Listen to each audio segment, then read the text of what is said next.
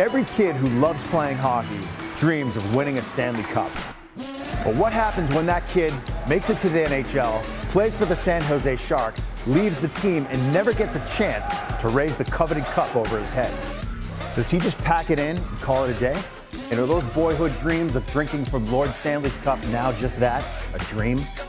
Not if you're Joe Pavelski.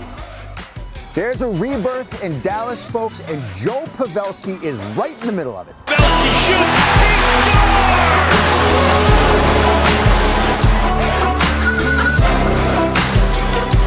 Now in front, he's got another one! Back-to-back power play goals for Joe Pavelski, and the Stars lead!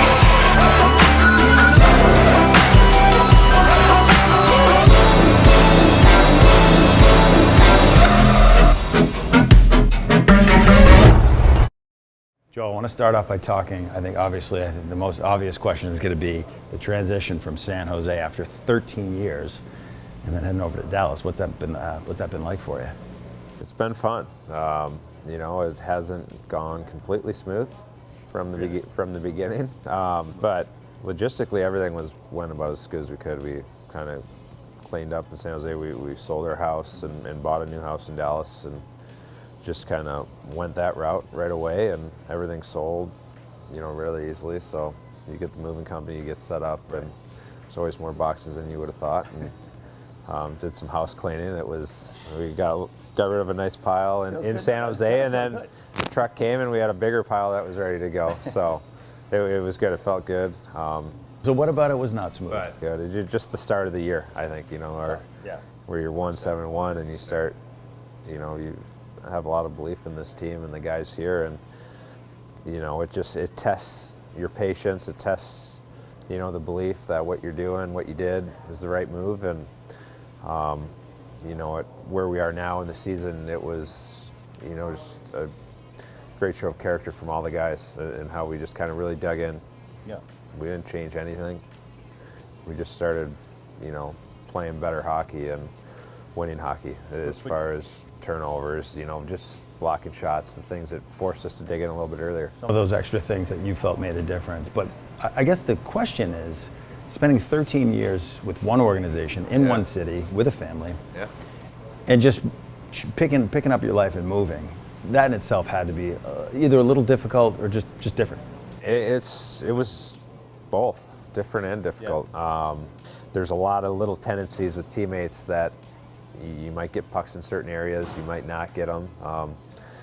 Where for me, I've played with certain players for the last however many years, and you know, you can expect certain things. You adjust along the way, and it gets easier with time. And that's the one thing, you just keep putting the work in day out, and you play hard and you compete. And you know, if you can show up and have that, you know, the other things slowly start taking care of themselves.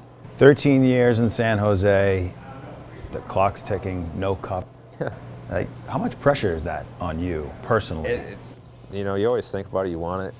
It's what drives you. It's what's driven me the first 13 years. And it's just something you try to chase after. And each year you get a chance. We've been close. We've had teams. You guys been real close.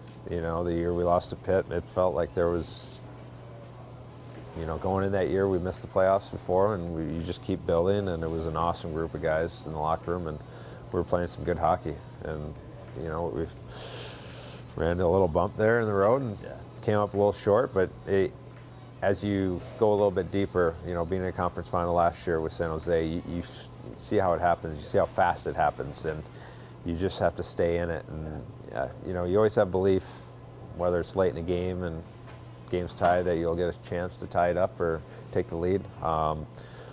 It's kind of how you take it from season to season. You know, is it a motivator for you? But just the notion of the cup is out there. How much of a motivator is that to you, day to day or game to game?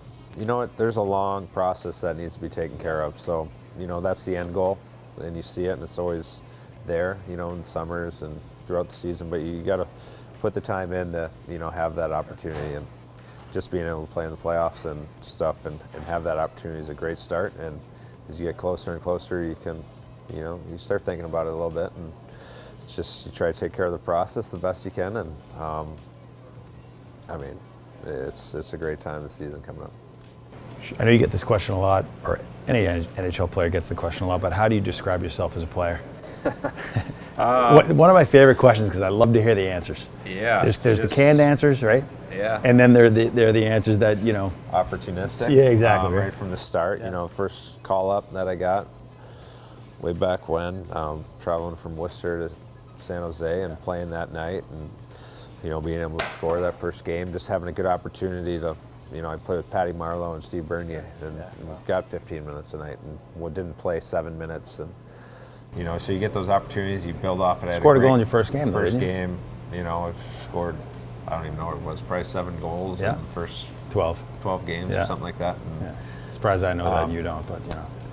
It's, I mean, I remember it. It was like I was scoring every night. It was great. Yeah. How do you forget? And you run with it and you build, and it was awesome. It happened early, so you just try to, you know, for me, opportunistic. One of my strengths is my mind and being able to read the game and kind of react from there and anticipate things. And that's, you know, I try to compete.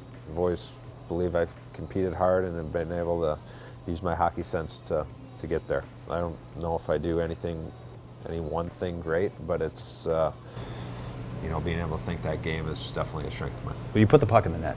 You tend to score quite a few goals. Yeah, I've learned, you know, if I can be around the net, hang around the net, and, you know, I play a 2-on-1 game, you know, a give and go type of game. I'm not looking to beat guys one-on-one because I've never found a lot of success in it. Tough to do in this league. You know, I believe there's only truly a couple guys that can do that in the league, and I'm not one of them. So, you know, but I believe, you know your identity, I believe Joe. battling around the net one-on-one with a D, I can find a way to get a stick on a puck or find a rebound and just, you know, have the puck follow me around enough to, you know, have some success. Definitely family time. What does a post career look like for you? Are you involved in hockey or doing something totally different? You know, we'll see. No ideas. Yeah, we've been at a good point here for a little while where able just to focus on this. But I got a couple little companies I've been a part of. Good. One's Company 39. You know,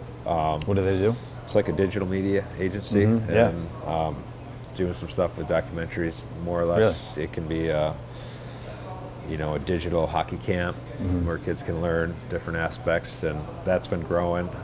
We're also getting tied in with a meal prep company, Lean Feast, and we're trying to bring one to Madison. It was something we used and fell in love with out in San Jose and missed it, and felt like we had a good opportunity. So a few things have kind of worked out that way we'll take a little shot at, but as far as post, it's, you know, we got the 9-year-old son right now, Nathan, you got plenty of time. Hopefully whenever it happens, we'll still be able to coach him for a few years and watch him, and just it's incredible being able to watch him play hockey, and it's the best when we get an off day and I can go out and practice with those guys or able to catch one of their games. Hopefully one day we got Nathan sitting in that chair right there, and we get to have a conversation with him as well. More fishing, more golfing, family time. Enjoy it a little bit. But Joe definitely, Pavelski, if I do something after, we would probably do it. Joe, thank you very much. Yeah, good to see you. All right.